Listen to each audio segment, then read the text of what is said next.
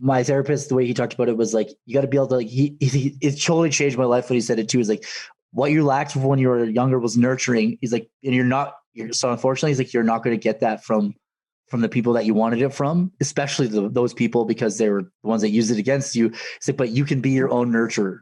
Right. And that was a big thing for me, was like, I can practice those things. I can practice that self-love, but it is a practice. It's a activity just like anything else. And it's hard. And especially when you've been taught to, like, need someone else's validation to feel like you need to exist.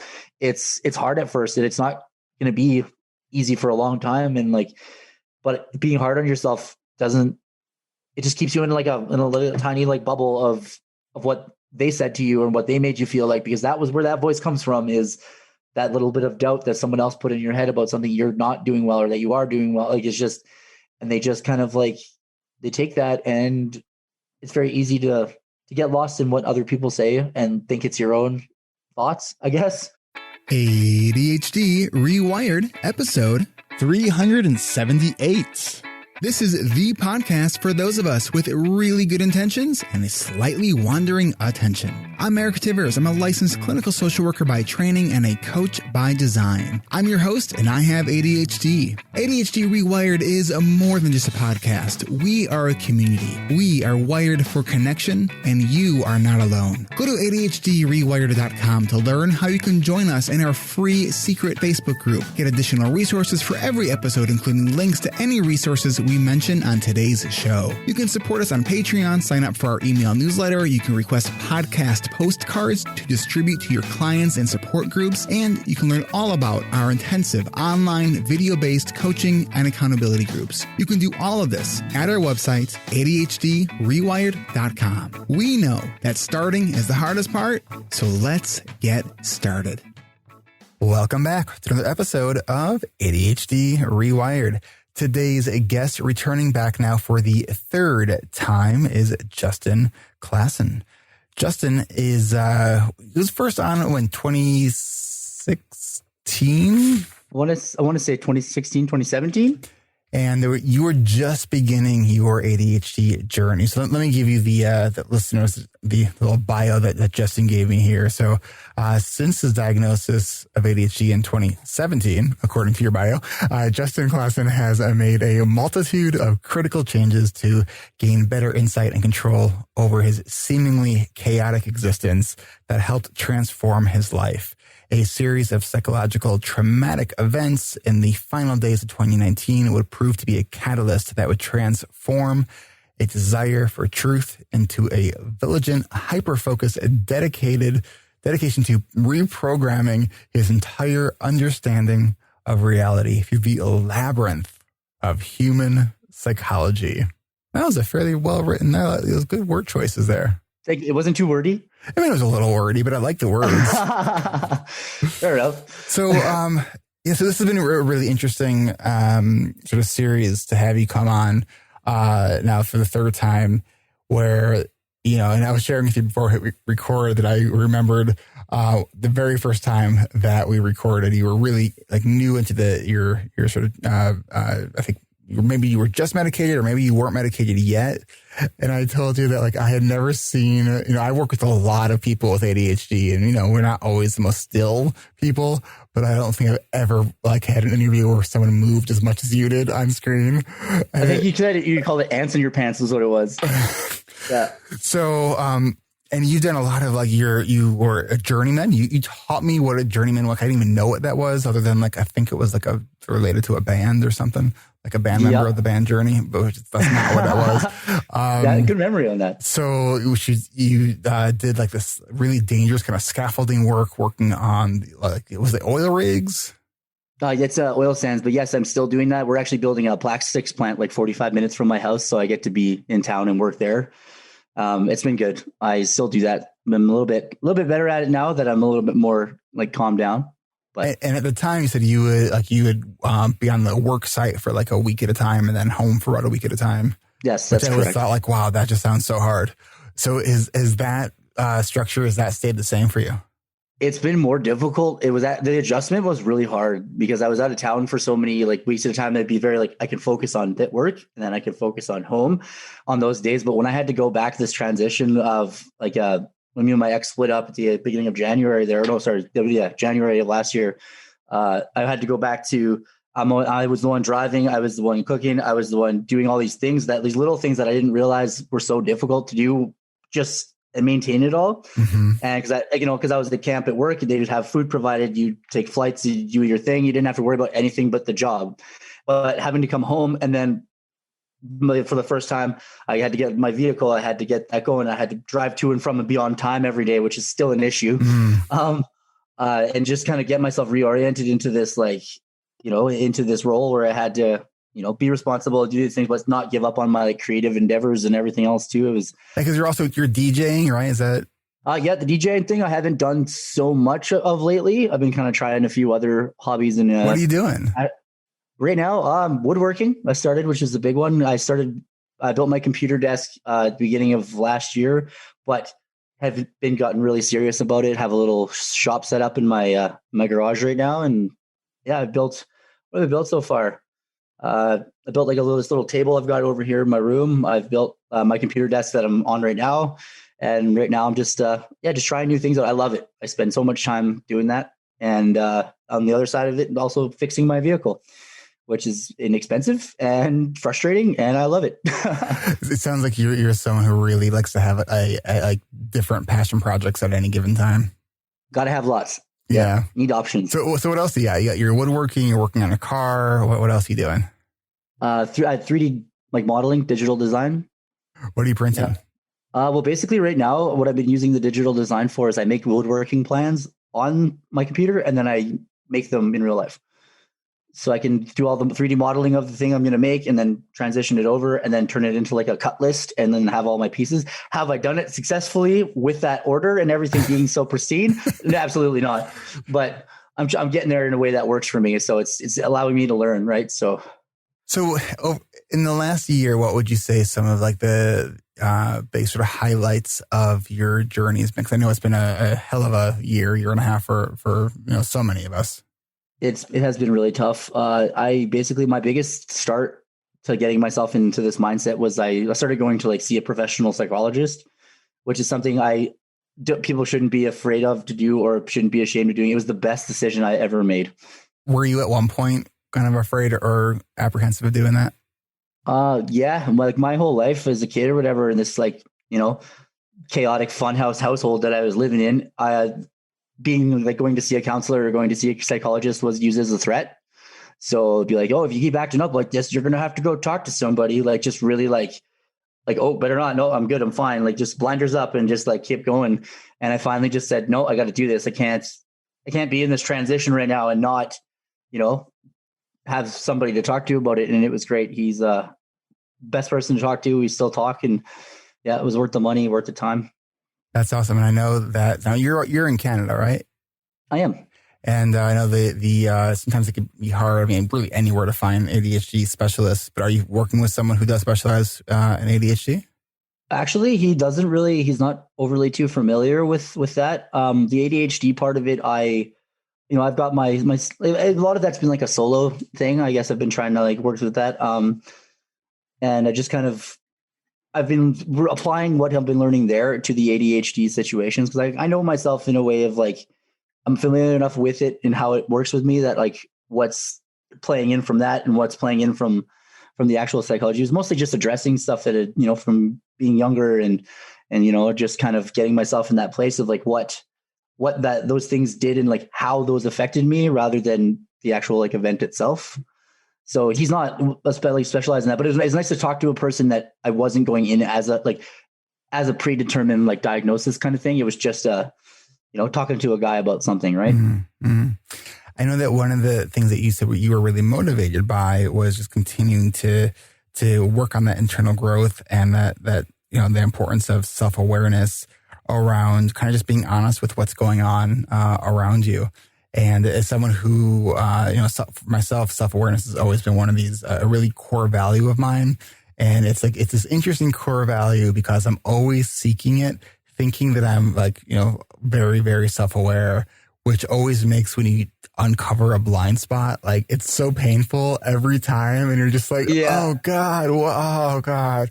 But, Yeah. but it's so important because of what, that pain that you experience when you discover a blind spot, I think is made up for 10 times in the growth work that you can now do because you've uncovered a blind spot. That's a really interesting way to put it. Yeah, absolutely. The blind spot thing, like you just kind of, when you realize these things and like the way that, I don't know how it is for you, but for myself, the way my brain kind of works, it just constantly feels like it's working like a loop, as if it's running like a computer program. It's like, okay, it's going through all these steps and then it hits an error and it's like, well, what just happened? And then it goes back through everything again. And just, it's like that on a constant basis for me, it feels like. And I just like, when I finally get that piece of information, that's like, oh, that makes sense. It's like, I'll fit it into like the story and like the timeline, but sometimes that backfires on me because I might be interpreting the situation differently than it actually is. But it's really hard when you've got trust issues to believe what someone's telling you that way, because, you've been burned by something like that before, but you have to trust in yourself is the biggest thing. And that was, as I figured those things out and as I kind of gotten closer and closer to like realizing what I wanted to, it was rough. Like that up until that point, it was not fun. It was painful. It was hurtful. It was just, I didn't know. I was like, oh, almost like, I want to put that back together. I don't want to be on this anymore. And then you finally just, I've been there. Oh yeah. You can't unlearn or unsee what you've already seen. And I just like, I put myself into more of like an isolation than I had to with our restrictions that were here. I got rid of Facebook. I got rid of all my social media, and I just spent time with basically myself, which I was like at first afraid of doing. It's so funny. I think that's one of the most courageous things that we can do is just spend time alone with ourselves. Big time. Yeah. Let me ask you this. You mentioned, issues around sort of trust and like trusting yourself. How have you navigated that? Like learning to sort of trust yourself versus the feedback that you've been given, if historically maybe feedback you've been given wasn't always kind of straightforward and accurate?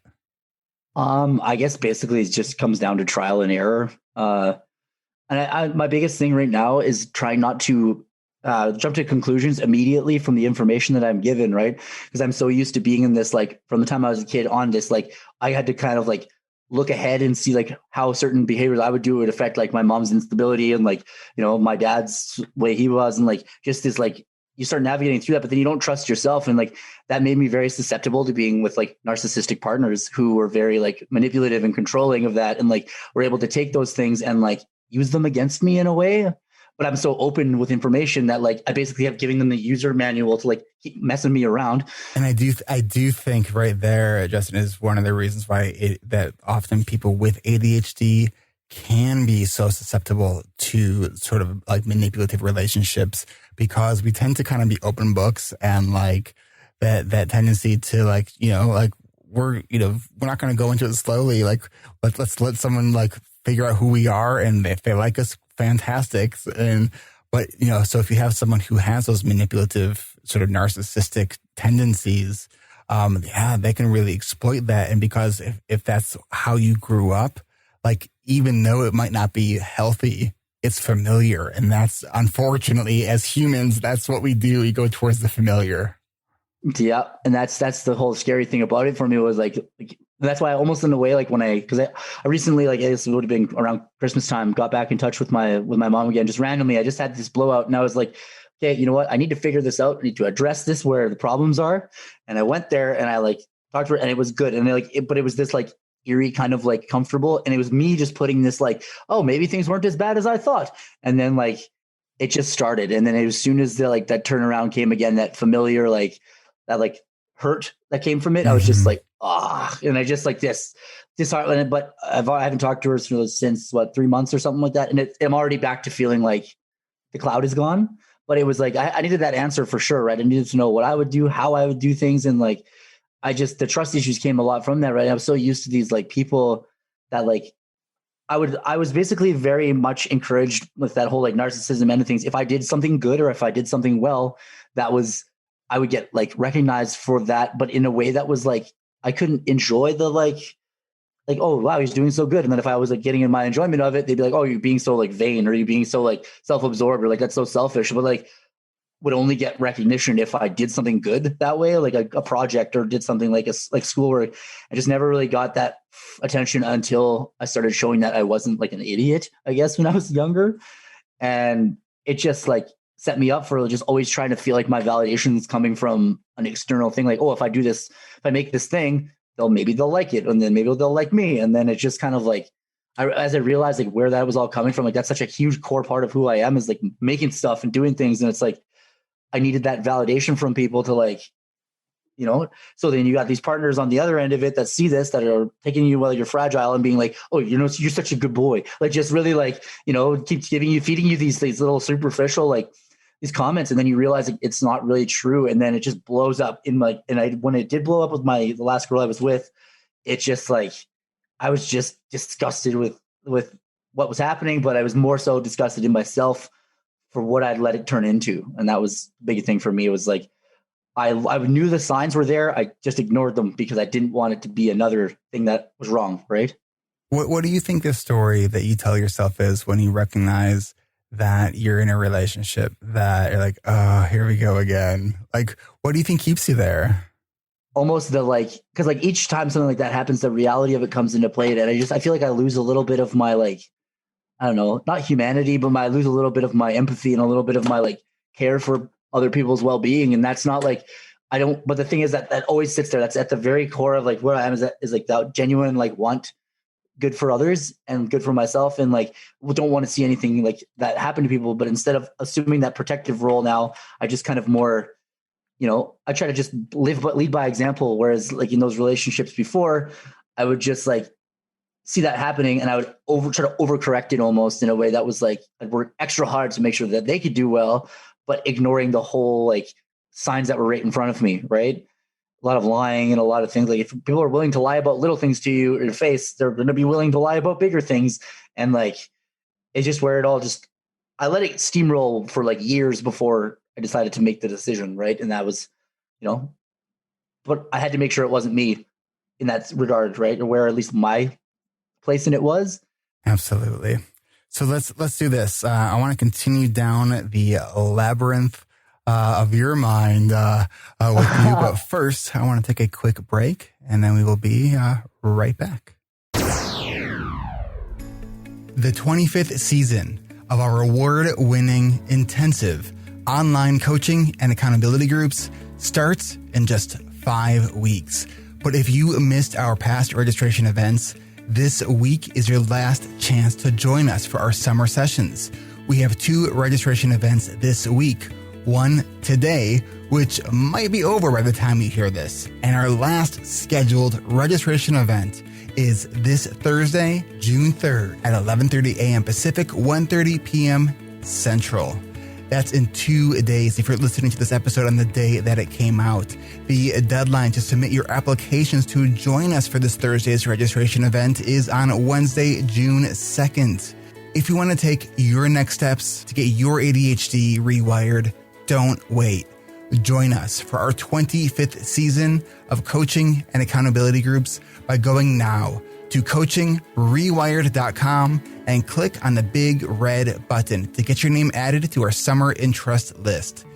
The significance of this course is that you don't have to be falling apart to go seek coaching. If you want to be good and get better, or if you're doing good and you want to become great, it takes being willing to be coached in areas that you don't want to touch sometimes, and have people poke and prod in areas where you don't want to be poked and prodded sometimes.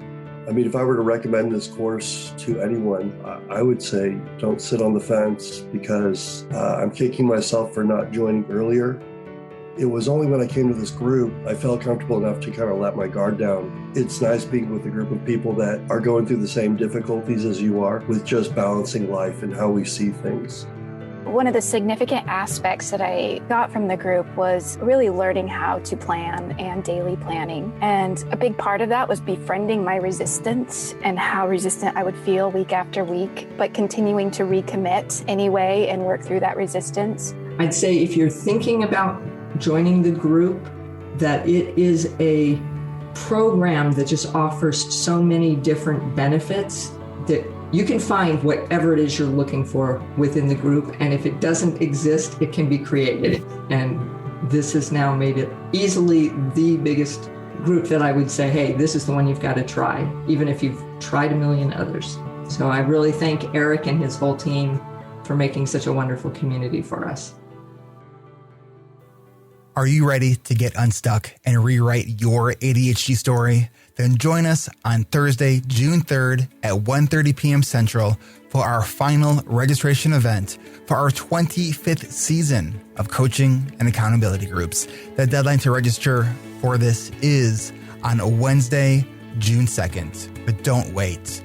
Go now to coachingrewired.com and click on the red button or the blue button if you are overseas so you can take your next steps. But guess what? The members that have gone through our coaching groups have discovered that they can do hard things. And I promise you, you can do hard things too, and you don't have to do them alone. If you've already added your name to our interest list, make sure to check your email for the instructions on what you need to submit so you can save your spot to join us for our last registration event. Join us in our 25th season of coaching and accountability groups by going to coachingrewired.com to register. That's coachingrewired.com. Would you like to hear ad-free ADHD Rewired? Would you like it if those ad-free episodes showed up in your podcast app a day before everyone else gets it? Starting at just $5 a month, you can get ad-free episodes of this podcast by becoming a patron by going to ADHDrewired.com/Patreon. Lauren B. became a patron this week. Thank you, Lauren. Welcome to the community. I really appreciate your support. Hey, did you know that when you become a patron at the $25 a month level, if you want to problem solve an ADHD topic, you can join me for a group coaching call every fourth Tuesday of the month at 3 p.m. Central. Our next Patreon-only group coaching call is on June 22nd at 1 p.m. Pacific, 3 p.m. Eastern. And for just $10 a month, you can listen to the audio of our monthly coaching calls. They show up on your podcast player once you've added that special podcast feed to your player through Patreon. I am really so grateful for any contribution you are able to give, no matter the amount. Thank you so much for tuning in each and every week to the show, and that goes for anyone and everyone who tunes in each week. But if you value being a part of this community and you learn about your ADHD and yourself by listening to this show, we would love your support. Become a patron, go to ADHDrewired.com and click on the Patreon tab at the top of the page. I am so grateful for all of you. Thank you so much. We are back. We were just kind of laughing at Justin commented that he liked one of the timers that was behind me, and then I commented that it actually works better when I set it after just setting it just now, because that timer is for both of us here as we are recording this. Awesome. Okay, I'll keep in mind. Okay, so we were talking about relationships, and as some of the listeners know, I know that the end of last year I got divorced, and so it's just been such an interesting journey for me, just personally, and how I think about relationships, how I think about myself, thinking of the things that I've sort of tolerated, why I've tolerated those things. I came doing on the work that I've done, I came upon the work of attachment theory. I don't know if you've gotten into Yes, that. actually I did. And it's been so helpful. Yeah, it really is. Attachment theory and codependency and everything was a big issue, right? That was where I realized I was. And what made me realize it is actually the person I'm with now. She's fantastic. I have nothing bad to say about her. She's great, but she's very real with me. And that was the thing I wanted from the beginning, was someone who could just be straight up. And we had our struggles or whatever, but she's basically kind of at a point had to be like, hey, I need more space. I need whatever. And that would make me feel like I was like, oh no, a person's going to leave me again. And just this brought up this this really weird side of me that was just I didn't realize was so there and needy. And it was just but the person, having encouragement from that and the actual encouragement that I need, not just someone feeding me a bunch of crap to me, it was just it was different. It was eye opening, but I've never had a better connection with a person in my life. Right. And it's genuine. And that was the biggest thing for me was I just wanted something real. You know what I mean? And like, for better or worse, sometimes it's real. Right. That's the thing. And one of the things that I found in the attachment stuff that I've read that I found really helpful, because we have because I had sort of identified I was mostly secure, but I definitely had some anxious attachment styles that came up for me in various situations.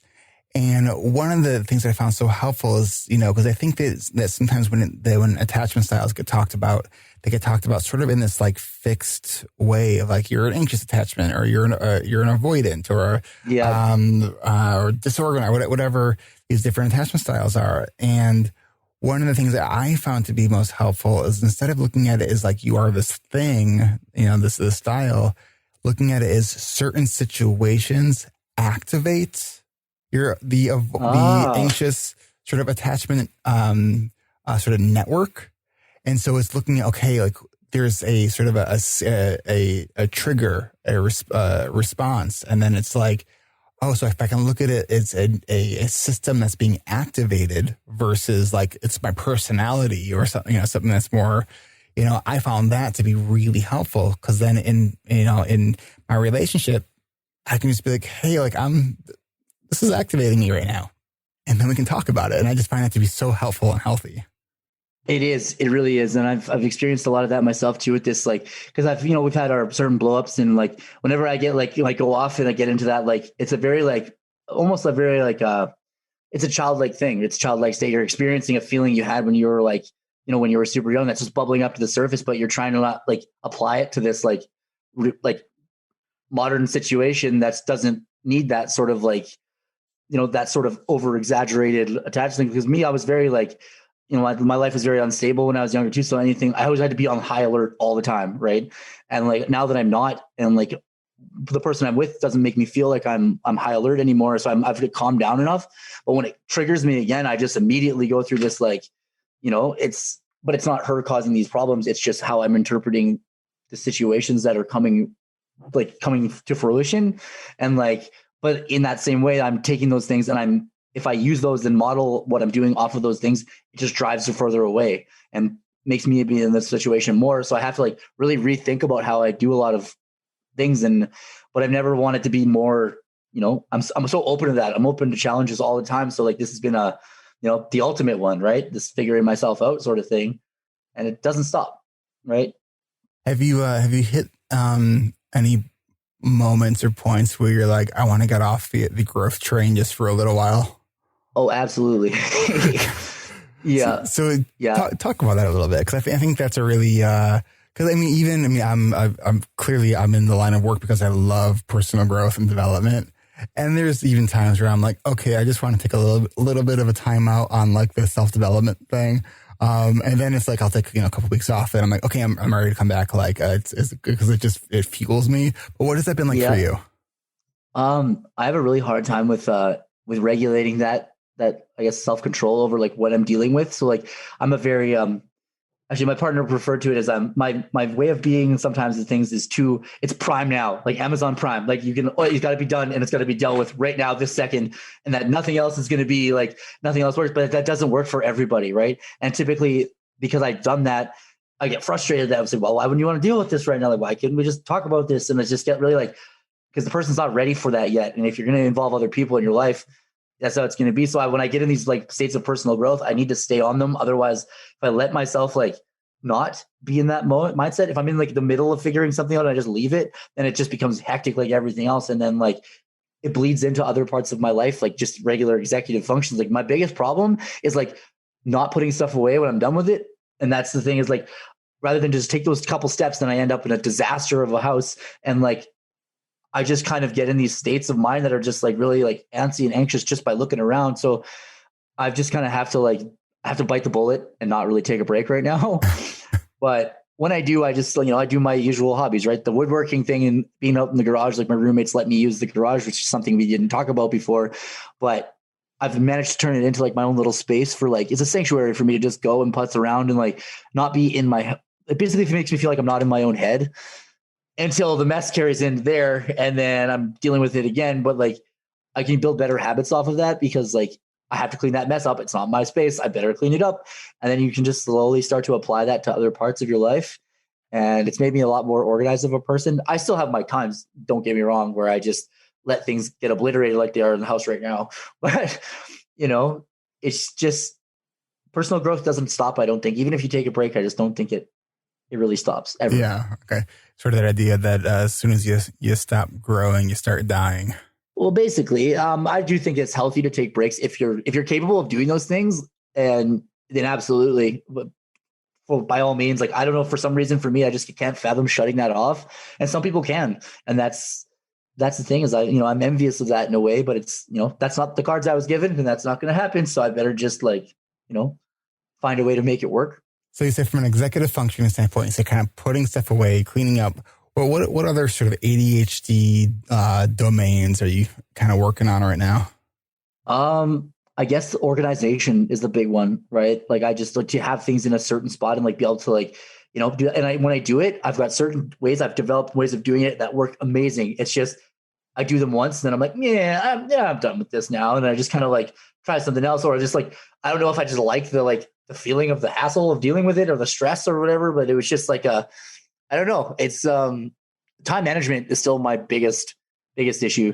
I'm still late for work and whatnot. But they're very understanding of it at the place I'm with now, is because they see that like it's legit.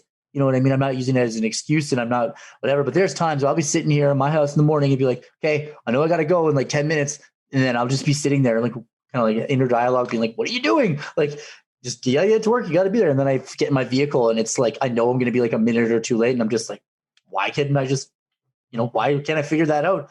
And it's just, again, all boils down to like reintroducing what my definition of discipline is to myself. I'm not answering to someone else right now, right? I'm with a partner, but we're not. She's actually helped me become with a lot of independence in that regard, and I don't feel like I need to answer to anybody. But now I have to answer to myself, and that's a big, Are you requesting any kind of accountability from anyone? Like requesting accountability? Like, what do you mean? Like, someone where it's a mutually supportive relationship around like, hey, here's the things that I'm trying to do that I sometimes have a hard time doing on my own. Like, for example, I know that you were friends with MJ, yep. And so like just this morning, so we both actually work out around the same time, or our schedule allows us to both work out at the same time.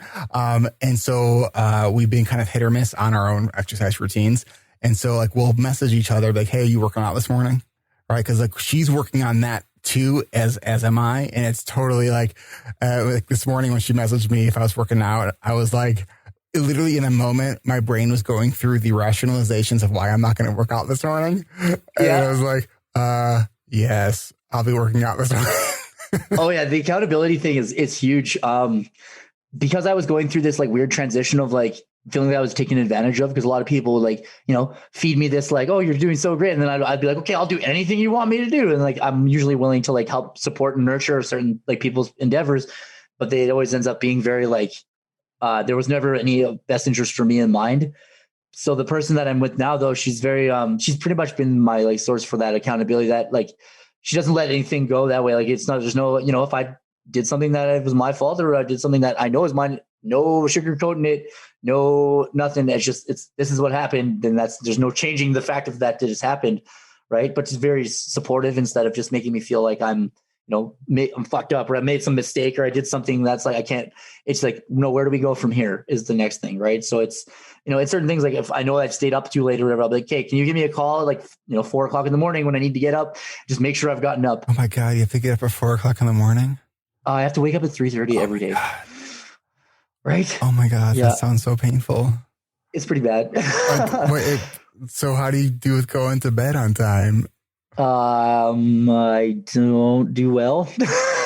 So like, what time do you typically go to bed if you have to be up at 3:30 in the morning? It depends if I've like gotten into something like a project or something after work, but I'm usually in bed by like midnight. Oh God.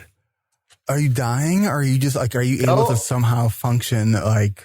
I can function. I've never really needed much for sleep. I've always been a 6 hours a night guy, even when I was getting more sleeps. But like, I do definitely pay for it later. I can feel it sometimes, and like I start to get kind of moody and cranky, and like, but the sleeps I'm getting, the quality of them is a lot solid, right? Okay. And I don't know. I just don't need a lot to function. But there's certain days, like if I've gone too long or I've like been burning the midnight oil too much, I'll end up being like, I crash for the weekend or I do whatever, and I can feel this like kind of rebuild thing. But like, I don't know, I get myself all frustrated and then being out and doing stuff in the garage and be like, I don't want to do this anymore. And then the next day I wake up and it's the first thing I want to do. You know what I mean? Is it easier for you when you're on a work site and you're there for like a week to get like more sleep?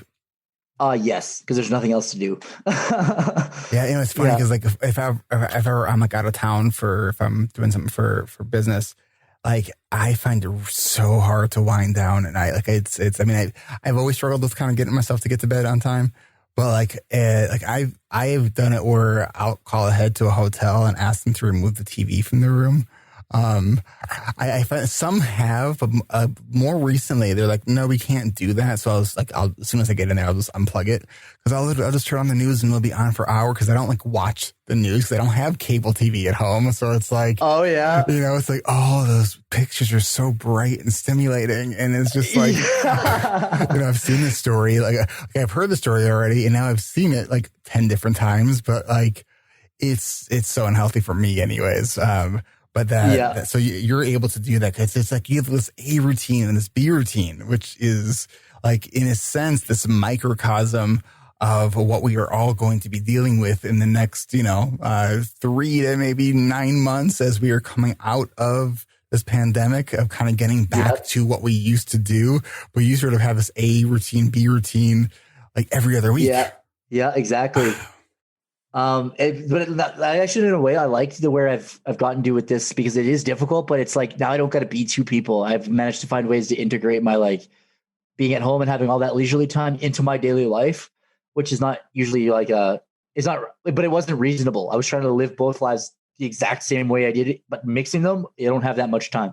And like I was burning myself out a lot, and like it was just like, it affected me, and I got laid off a couple of times, and I just like, when I was not used to that, right? I'm usually a guy that's there for a year, 2 years, like, but I wasn't making it, right? I was late and I was just not doing my best. So it was just a little bit frustrating, I hear that. So let's do this. I know that part of your story is really speaking truth from trauma. So when we come back, let's pick it up right there. So we will be right back.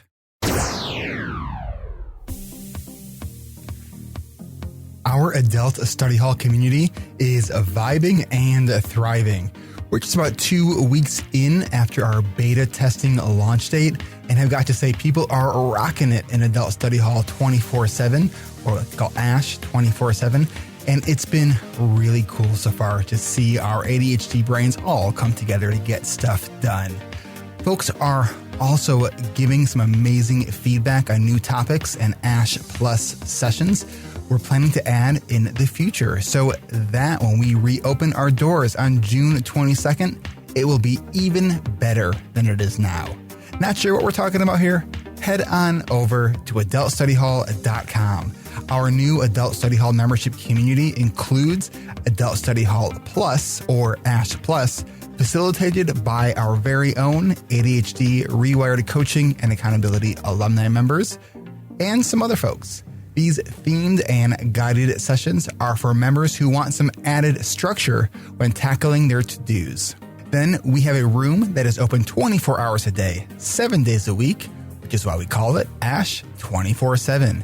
You can jump in at any time from anywhere if you need extra accountability to start crossing things off your to-do list. There have already been some big wins and victories, and I can't wait to see what more we can accomplish together. Access and membership to the Adult Study Hall community is only $19.99 a month. You'll have access to ASH 24/7, and you'll get to choose from all the different types of themed ASH Plus sessions, like the one that I'm actually hosting right now while recording this. We're doing a 2-hour Pomodoro dance party, where after each 25-minute work cycle, I play some fun music and we dance. Dancing is required. Dance skills are not. Are you looking for your next go-to space where it's ADHD friendly and everyone just gets it? Head on over to adultstudyhall.com and fill out the form to get your name added and join this amazing community when we reopen the virtual doors for our grand reopening on Tuesday, June 22nd. The website, adultstudyhall.com. One more time, it's adultstudyhall.com. I'll see you there. Whether you're new to the podcast or you're a long-time listener, I just want to let everyone know about all of our other podcasts that we have here on the ADHD reWired Podcast Network. Check out ADHD Essentials with Brendan Mahan, Hacking Your ADHD with Will Kerb, ADHD Diversified with MJ Siemens, and The ADHD Friendly Lifestyle with Moira Mabin. You can find all of these podcasts on our podcast network page at ADHDrewired.com. And meet everyone from the ADHD reWired Podcast Network every second Tuesday of the month at 12:30 p.m. Central for an hour of live Q&A on Zoom. To register, go to ADHDrewired.com/events. And don't forget to hit subscribe and leave those ratings and reviews for this and all of our other podcasts, because doing that does help other people find our shows. Thank you so much for listening and for sharing this and all of our podcasts with others in the ADHD community. Again, check out our podcast network page at ADHDrewired.com and register for our live Q&A at ADHDrewired.com/events. All right, we are back with Justin Claussen, and when I usually ask my guests for a suggestion for an episode title, because it's sort of that coming back to point in our conversations, because these are not scripted conversations. They're genuine conversations. Unlike a lot of podcast hosts, I'm actually listening to the answers that you share and then forming questions based on those answers. I know it's this very novel idea around a conversation. Yeah. People should try it sometimes if you're not familiar with that approach. If you couldn't tell, I was not prepared for this at all. I just kind of went with it. If you could not tell, I read your bio for the first time while reading your bio for the first time. And you did so good though. Like it was, I felt like you read it before. I've learned little tricks like elongate certain words, take bigger breaths. It creates a sort of rhythm to it. It gives me time to kind of look ahead a little bit. So your idea for this episode title is from Trauma Speaks Truth. What is that to you? Tell me about that. I guess for me, like a lot of people, I won't get into that part of it too much, but I went through a lot of traumatic things from the time I was a kid all the way up until now, and realizing those things later on. There was a certain truth that was there was always something that I felt like was there that I wasn't seeing. And I finally got my like kind of answer to that. Just like, I guess I touched on it a little bit. Like after my head injury, when I was little, I was basically like treated like an animal.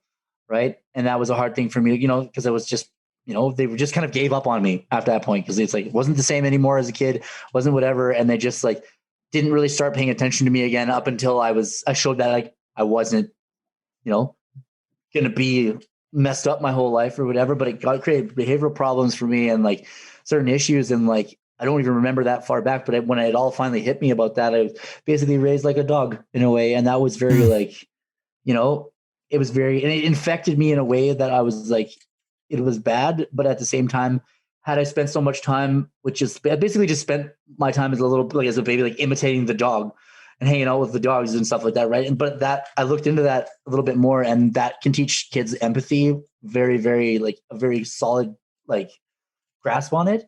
And I'm one of the only people in my family that's got that like remorseful kind of like, apathetic or not apathetic. Like I'm actually like happy, like energetic, like really like, but it's funny because again, I look at that and I thought at first I was like, oh, this is like a bad thing. But then I look at all these like little like quirks about myself and I'm like, oh, it's kind of, I could see that. It's kind of like a dog a little bit like energetic, like a puppy, like just really like, just certain things. And it was a lot to like digest at first, but I was like, when the more I looked at the traumas and like where I am now, the prouder I am of myself for where I've gotten to. It sounds like while you've been through a lot of really tough stuff, I don't hear resentment in your voice. No, You know what? There was at first, but when the more I realized that, like, I also have to realize too, that everybody's just trying to do what they can do. Like, we're all in this like weird, you can try to set a roadmap for like whatever the best way to live your life is. You can Google all those things, you can figure that out. But like everybody, even the people that abused you it wasn't right. And I don't justify it, but everybody's still just being what they know themselves to be and what they've been programmed to be and what they are willing to address and what they aren't. But I also don't have to be part of that anymore, that once I realized it. And I had to walk away from my whole family again for the second time because nothing changed over there, right? It was just another big like ruse and another whatever. But that truth there, that set me free, right? And I don't feel like I'm like stuck in it anymore. I feel like it's behind me, whereas it always used to feel like it was blinding me, right? So I just kind of,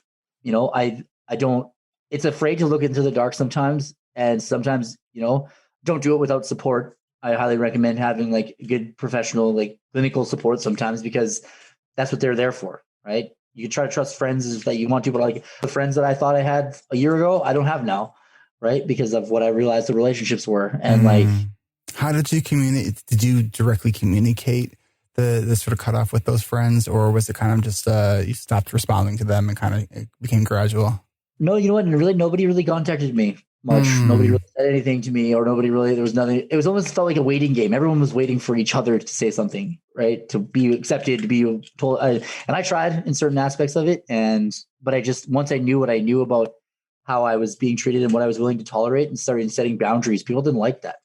Right. And that's, people don't like that when you do that. And I used to be a guy with almost none, right? That was, I would just offer it all up there and then be blindly naive to whatever they decided to do with that information. And yeah, I think it says a lot about, the dynamic of a relationship when we try to communicate and establish boundaries and how a person responds to that. Oh my God. It's almost like it becomes the canary in the coal mine, where it's like, it's almost like a trigger switch of like, eject button. And it's so hard and it's so important too, especially when you're sort of realizing that, certain things about yourself and you're like, oh yeah, I know that's not healthy. Like that's not working for me.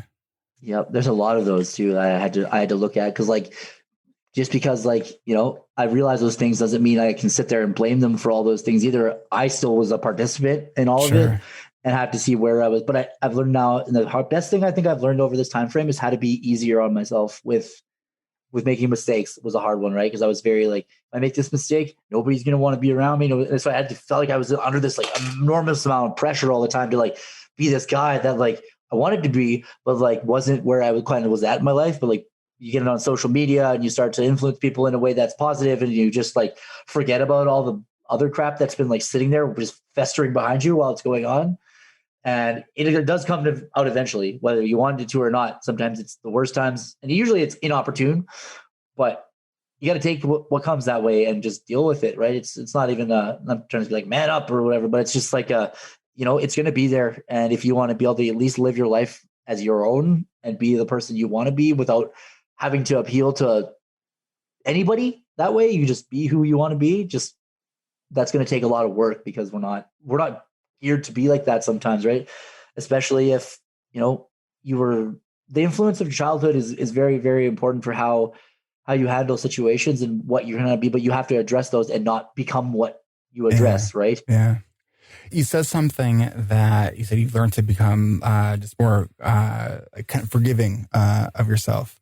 And, Justin, I find so often I hear people talk about how hard they actually are on themselves. And sometimes I'll hear people say things like, well, if I'm not hard on myself, how am I going to get myself to change? And when I hear those kinds of responses, I just want to like reach out and give that like those people a hug and just be like, oh, I know. Because there is another way. So clearly you have made such incredible growth over these last couple of years. And you do seem so much more at sort of at peace with everything in your life that's going on. So what would you tell those people who think that beating themselves up is the only way? And when it comes to that, it's like being able to recognize what it is, like the attention that you need in certain aspects. Like my therapist, the way he talked about it was like, you got to be able to like, it totally changed my life when he said it too, is like what you lacked when you were younger was nurturing. He's like, so unfortunately, he's like, you're not going to get that from from the people that you wanted it from, especially those people, because they were the ones that used it against you. It's like, but you can be your own nurturer, right? And that was a big thing for me, was like, I can practice those things. I can practice that self-love, but it is a practice. It's a activity just like anything else. And it's hard. And especially when you've been taught to like, need someone else's validation to feel like you need to exist. It's hard at first, and it's not going to be easy for a long time. And but being hard on yourself it just keeps you in a little tiny bubble of what they said to you and what they made you feel like, because that was where that voice comes from, is that little bit of doubt that someone else put in your head about something you're not doing well or that you are doing well. And they just kind of they take that, and it's very easy to get lost in what other people say and think it's your own thoughts, I guess. Yeah, and I really like that whole idea of you have to give yourself the sort of that love and grace that you weren't given growing up, because it's to think that the attention that so many people got when they were young was negative, and so for most people, negative attention is better than no attention at all, right? Yes. And yep. So that idea of what my caregivers, if they were berating me or just not treating me the way that was healthy, then that you turn that on yourself as an adult. It's yeah. And I think just understanding that dynamic can be so helpful, because it's we know that if a mom or dad has ADHD, we know there's a good chance that they're one of their kids might, and it goes both ways. So when we look at family systems with ADHD, we're also looking at some family systems that have a lot of dysfunction. And when we look at at those systems, I don't know, there's this idea of this is what I know, so this is normal, except that it's not normal and it's not healthy. No, it's not. And that's what the expanse of social media and the internet, and it's showed as I met families, girlfriends I had in the past, I go to hang out with their families that they've seen oh, is this how it's supposed to be? I'm ooh. And you just don't want to you almost feel embarrassed about how things are actually going. But it was very mine was very it looked like it was good, and it looked like it was healthy, and it looked like it was whatever, but it was all the underlying darker stuff that was carrying on, right? That we just kept quiet, kind of thing. I just, as I kind of realized that, when I finally realized things, all I wanted was answers. I didn't care how bad it was going to be. I didn't care if it was going to be, I just wanted an answer and some truth to that. And the other thing I could say as far as what can help get through is laugh. You know what I mean? Is find the funny about it. And that's what a big thing with the partner I'm with now is the amount of laughter her and I have is just, it's almost like we have to take a break sometimes, because it can get so funny and just so and that's the thing, is you got to take what's the bad things that have happened. And if you can laugh about those things, and you can find the humor in it, then I think that you've got, you can move on from it. You know what I mean? Yeah. I love the idea of take this stuff seriously, but don't take yourself so seriously. Yeah. And that's where she's really good with with doing that. Cause I'll tell her these sensitive things, and pats my back, and then sometimes she turns it around and then kind of busts my chops with it sometimes. And just in a way that sometimes I'm just jaw dropping and what did you just say? And then but then laugh about it because it was well played and it was just fun. And it's not that she's trying to demean it or degrade or anything. She's just trying to let me look on the brighter side of that. It's not so bad. Right. And that's now I'm starting to do it.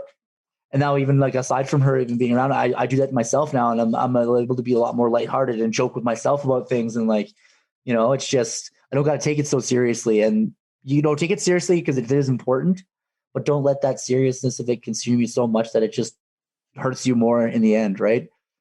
For sure. No, and I just think that having a lighthearted, sort of curious spirit through life is just a more joyful way to go. And it also allows for more learning. Cause if we're constantly stressed about oh shit, we're going to screw up, it's actually going to increase the chances that we're going to screw stuff up and not learn from our mistakes. But if we're exactly. Oh, I did that again. Yeah. Okay.